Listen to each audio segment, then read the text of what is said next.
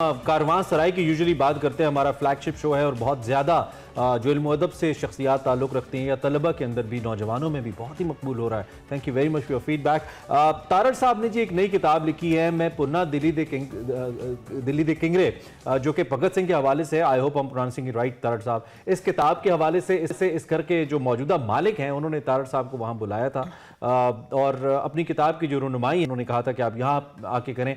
तो तारड़ साहब भगत सिंह के आबाई घर जो कि लायलपुर फैसलाबाद के करीबी बंगे गांव में वाक़ है, वहाँ पे गए और इनके साथ हमारी कारवां सराय की टीम भी ओबियसली फिर मौजूद थी। इस मौके को गनीमत जानते हुए हमने कहा कि इन लम्हात को रिकॉर्ड किया जाए। वहाँ पे एक प्रोग्राम तरतीब दिया गया। वहाँ पे तारड़ साहब ने भगत सिंह की जो कि तहरीक आज़ादी का एक छुपा हुआ सितारा है, जिसका जिक्र हमें यूजुअली सुनने को नहीं मिलता, एक बहुत बड़ा हीरो है बहरहाल आज़ादी को लेकर, उसको वो पजीराई या शोहरत नहीं मिल सकी जिसका वो हकदार था यकीनी तौर पर। मुस्तनसर हुसैन तारड़ साहब कहते हैं कि भगत सिंह एक ऐसा किरदार था जो रंगो नस्ल से बालातर होकर अंग्रेज़ों के इस गासिबाना कब्जे के खिलाफ उसने अलम बगावत बुलंद किया और आज़ादी की कोशिशों में मगन रहा। भगत सिंह जेल में था और इसके वालिद ने जब भगत सिंह की रिहाई के लिए अपील की तो भगत सिंह बड़ा नाराज हुआ और उसने कहा कि मुझे आपको अपना बाप मानते हुए शर्म महसूस हो रही है। ये वाकया क्या था, सुनिए जरा तारड़ साहब की ज़बानी।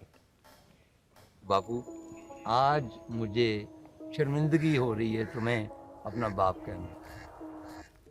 मैं जिस मकसद के लिए इतनी कुर्बानी दी, मैं अपनी जान देना चाहता हूँ और वो मुझसे आप ये ऑनर छीन रहे हैं। आप कह रहे हैं कि मैं सारी उम्र यहाँ गलता सड़ता रहा हूँ।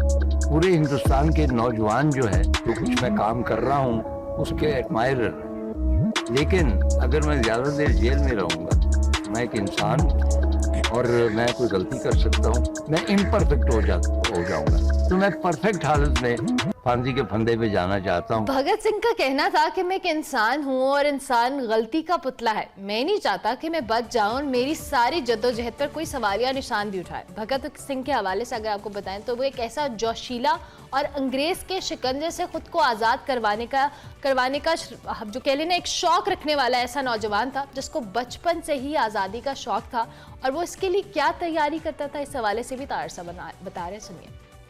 बचपन में उसका बापू कहता था कि भगत सिंह जो तुम बोओगे जमीन में वही उगेगा। सुनाची एक रोज ही वाज हार्डली 10 or 12, वो बाजार से एक टॉय पिस्टल लेके आया और वो बच्चा था, वो जमीन में दबा दी, उसको पानी देता रहा।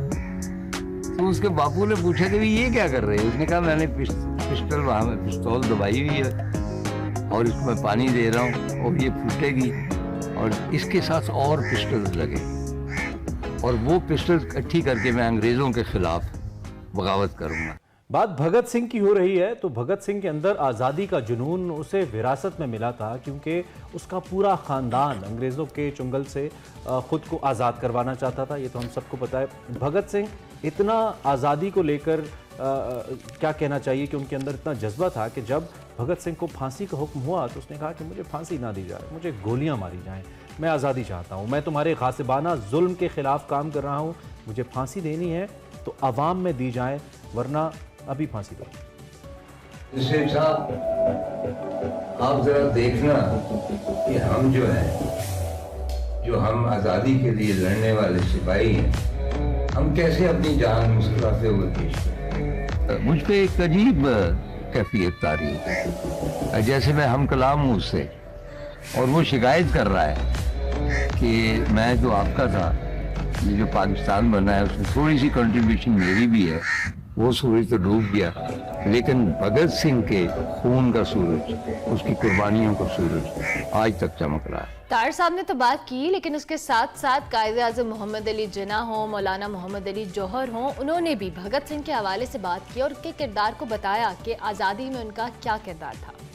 कायदे-ए-आज़म ने भगत सिंह के हक में बहुत मौसर तकलीफ, जिन्होंने इनको पकड़ा है, जो इनको सजा देना चाहिए, उनको ये सोचना चाहिए कि ये नौजवान जो है, जो मरने मारने पे तैयार हो गए, अपनी सबसे अजीज जो चीज़ जान है उसको कुर्बान करने के लिए तैयार हो गए हैं, तो ये क्यों ऐसा हुआ है, क्यों तंग हुए हैं? आपकी गवर्नमेंट ने, ब्रिटिश गवर्नमेंट ने इनके साथ क्यों अच्छा सलूक नहीं किया? चुनाचे हम जब तक इन अवामिल में नहीं जाएंगे वो सज़ा जस्टिफाई नहीं होगी। और याद रहे कि उन दिनों महात्मा गांधी ने कंडेम किया था भगत सिंह को, बहुत बाद में ओन किया गया, लेकिन ये कायद-ए-आज़म से सबसे पहले जिन्होंने भगत सिंह को ओन किया। मैं वो मजनू हूँ जो सहरा में भी आज़ाद है। ये तो हमने कुछ आपको झलकियां दिखाई हैं इस प्रोग्राम की। I am just still imagining कि भगत सिंह के घर बैठकर, उनके आबाई घर बैठकर उनके बारे में बात करना कितना ज़बरदस्त होगा। इनके हवाले से मुकम्मल और जामे गुफ्तगू आप देख सकेंगे। जैसा कि आपको मालूम है, कारवां सराय में इतवार की शाम 7:05 पे ऑलमोस्ट एक्सप्रेस न्यूज़ पर ही। और यहाँ पे एक दिलचस्प बात ये भी है कि जो भगत सिंह का आबाई घर है, इसका हमारी टीम ने तारड़ साहब के साथ विजिट किया और सुबह से लेकर शाम हो गई, मगर तारड़ साहब जिस प्रोफेशनल तरीके से इस टीम के साथ काम करते रहे, उनकी उम्र 84 बरस है। हम अभी कल ही उनको हमने परसों बर्थडे भी विश की, वो काबिल सताइश है भाई, एनर्जी बड़ी कमाल है। सो इतवार को don't forget to tune Bhagat Singh के घर से। This is the exclusive content that you will watch. और हम भगत सिंह के बारे में बात कर रहे होंगे। आपको डी संडे को देखने